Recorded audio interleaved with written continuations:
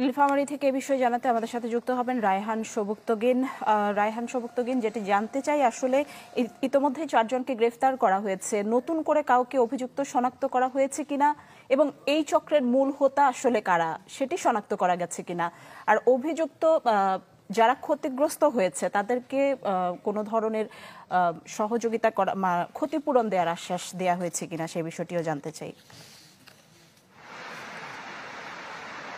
ধন্যবাদ নিশি। আসলে গত শুক্রবার রাতে যখন চ্যানেল 24-এ এই ভিসা চক্রের বিরুদ্ধে, এই ভিসা প্রতারক চক্রের বিরুদ্ধে যখন রিপোর্ট প্রচারিত হয় সার্চলাইটে, তারপর থেকে কিন্তু নীলফামারী একরকমের উত্তপ্ত হয়ে ওঠে। এটা ঠিক পুলিশ প্রশাসন বা শুধু প্রশাসন বা সাধারণ জনমনের প্রসঙ্গ নয়, সমগ্র নীলফামারী জুড়েই এটি খুব ভীষণভাবে আলোচিত হচ্ছিল যে এতদিন ধরে এরকম একটা প্রতারক চক্র কিভাবে কাজ করে চলছে। একটি বিষয় উল্লেখ করা প্রয়োজন এখানে যে গত 10 বছর আগে কিন্তু নীলফামারীতে এরকমেরই একটা ডলার প্রতারক চক্র দেখা দিয়েছিল এবং তাদের বিরুদ্ধে রিপোর্ট হওয়ার পরে কিছুদিন ব্যাপক তৎপরতা দেখা গিয়েছিল। তার পরবর্তীতে এই কিশোরগঞ্জ এলাকায়, নীলফামারীর কিশোরগঞ্জ এলাকায় থাই জুয়া নিয়ে এরকমেরই প্রতারক চক্র, তারাও আবার তৎপর হয়ে উঠেছিল। তখনও একটা টেলিভিশনে এরকম একটা রিপোর্ট প্রচারের পরে কিন্তু কিছুদিন বন্ধ ছিল। আবার কিছুদিনের মধ্যে এই থাই চক্রের আপদ যাবার পরেই দেখা গেল যে এখন ভিসা চক্রের এই প্রতারণা চক্র, অর্থাৎ দেখা যাচ্ছে যে শহর থেকে একটু দূরে গ্রামের মধ্যে থাকা যে সাধারণ মানুষ, তাদেরকে কোনো না কোনোভাবে এই প্রতারক চক্র ব্যবহার করে, তাদের কাছে অ্যাপ, নানা রকমের উচ্চ প্রযুক্তির জিনিসপত্র দিয়ে তাদেরকে প্রতারণার সঙ্গে যুক্ত করে। এবং যে জায়গাগুলোতে এই ঘটনাগুলো ঘটছে সেখানে কিন্তু পুরো গ্রাম জুড়ে একটা গ্রামের অধিকাংশ মানুষ যখন অংশগ্রহণ করে একটা প্রতারণা চক্রের সঙ্গে, তখন কিন্তু পরিস্থিতিটা ভয়াবহ হয়ে ওঠে। এই বিষয়গুলো যখন চ্যানেল 24-এর রিপোর্টে প্রচারিত হয়, মানুষের মনে সাধারণভাবে প্রশ্ন আসে যে প্রশাসন এতদিন কি করছিল, তারা কেন দেখেনি। এরই প্রেক্ষিতে গত শুক্রবারে নয়ন, আজকে যে মামলার 4 জন আসামি ধরা পড়েছে, যে মামলাটিতে নয়ন নামে একজন শরীয়তপুর, তার বাড়ির শরীয়তপুরের ডামুডায়, তাকে ঢাকা থেকে এখানকার ডিবি পুলিশ জনৈক জাকির হোসেন, তিনি ডিবির কর্মকর্তা, তিনি যোগাযোগ করে তাকে এখানে নিয়ে আসে শুক্রবার রাতে। 22 তারিখে মামলা রুজু করা হয়। মামলা রুজুর পরে তদন্ত করবার পরে 4 জন কাকে শুক্রবার ভোর রাতে 4 জন কাকে কিন্তু গ্রেপ্তার করা হয়। এবং যেটা আজকে পুলিশ প্রশাসন গোয়েন্দা শাখা, পুলিশ সুপারের যে কার্যালয়, সেখানে সংবাদ সম্মেলনের মাধ্যমে আমাদেরকে জানান যে তারা 4 জনকে অ্যারেস্ট করতে পেরেছেন।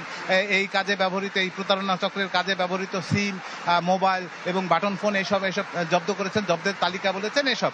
তো আমরা যখন জিজ্ঞাসা করেছি যে এই যে যাদেরকে আপনারা ধরলেন, তারা তো তৃণমূল পর্যায়ের অপরাধী, তারা অ্যাপসগুলো ব্যবহার করতো, হোয়াটসঅ্যাপের এইসব ব্যবহার করতো, কিন্তু মূল যে চক্র, যে হোতা, যারা অ্যাপসগুলো ব্যবহার করতো বা এর সঙ্গে যে অন্যান্য সম্পৃক্ত যারা রয়েছে, তখন গোয়েন্দারা আমাদেরকে জানিয়েছেন যে প্রাথমিক পর্যায়ে তাদের তদন্ত রয়েছে। যে পর্যায়ে এই মামলাটি তদন্ত রয়েছে সেখানে তারা শুধুমাত্র এনাদেরকেই ধরতে পেরেছেন। যারা পিছনের হোতা, তাদের সম্পর্কে তারা এখনো বিস্তারিত কিছু জানতে পারেননি।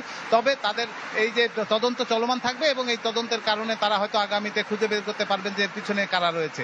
আপনি আরেকটি কথা বলেছেন নিশি, যে যারা ক্ষতিগ্রস্ত হয়েছে তাদের ক্ষেত্রে আসলে কি হবে, বা তাদের ক্ষতিপূরণ বা কিভাবে এটাকে কম্পেনসেট, ক্ষতিপূরণ করবার কি ব্যবস্থাপনা গভর্নমেন্ট নিয়েছে বা এখানকার স্থানীয় প্রশাসন কি করেছে। যতটুকু দেখা গেছে যে মামলা হয়েছে এই পর্যন্ত ভিসা চক্রের বিরুদ্ধে এখন পর্যন্ত একটি মাত্র। আজকে গোয়েন্দা শাখার যে ওসি আমাদের সঙ্গে কথা বলেছেন, তিনি কিন্তু এই কথাটি জানিয়েছেন। আমরা যখন বললাম যে জিজ্ঞাসা করেছি যে এই বিষয়ে ইতিপূর্বে কি কোনো মামলা বা কেউ ধরা পড়েছে কিনা, তিনি বললেন যে 12 জন ধরা পড়েছে। আমরা যখন জিজ্ঞাসা করলাম স্পেসিফিক কোন মামলায় তাদেরকে ধরেছেন, তখন তারা বলল যে তাদের মধ্যে অধিকাংশই আসলে থাই জুয়ার আসামি। তো এই অবস্থা থেকে বোঝা যায় যে এই পর্যন্ত মাত্র 12 জন ধরা পড়েছে, তাদের মধ্যে অন্য মামলা ভিসা জুয়ারির, ভিসা প্রতারকদের মধ্যে আসলে মাত্র এই 4 জন, এর বাইরে আর কেউ নাই। ওনারাও তদন্তের কাজ কারবার আসলে এখন থেকেই শুরু করছেন। সামনে সবাই অপেক্ষায় যে কি হয়। ইতিমধ্যে আমাদের চ্যানেল 24-এর যে অনুসন্ধান ছিল, সেই অনুসন্ধানে আবুল হোসেন নামে এক ভদ্রলোক, যার বাড়ি যশোরে ছিল, তাকে নিয়েই কিন্তু চ্যানেল 24-এর অনুসন্ধানটি শুরু হয়েছে এবং তিনি চ্যানেল 24-এর অনুসন্ধানের প্রধান চরিত্র। তাকে নিয়ে যখন এটা করা হয়, তদন্তের একটা পর্যায়ে জেলা প্রশাসক তাকে আশ্বাস দিয়েছিলেন যে তার টাকাটা কিভাবে ফেরত দেওয়া যায় বা অপরাধীদের ধরবার ক্ষেত্রে জেলা প্রশাসক তার কাছে একটি দরখাস্ত দেওয়ার কথা বলেছিলেন এবং দরখাস্ত দিলে তিনি দেখবেন বা আগামী যে আইন শৃঙ্খলা পরিস্থিতির মিটিং রয়েছে সেখানে এটা উত্তোলন করা হবে। আসলে সাহায্যের ব্যাপারে বা ক্ষতিপূরণের ব্যাপারে এতটুকু, এর বাইরে অন্য কোনো কিছু নেই।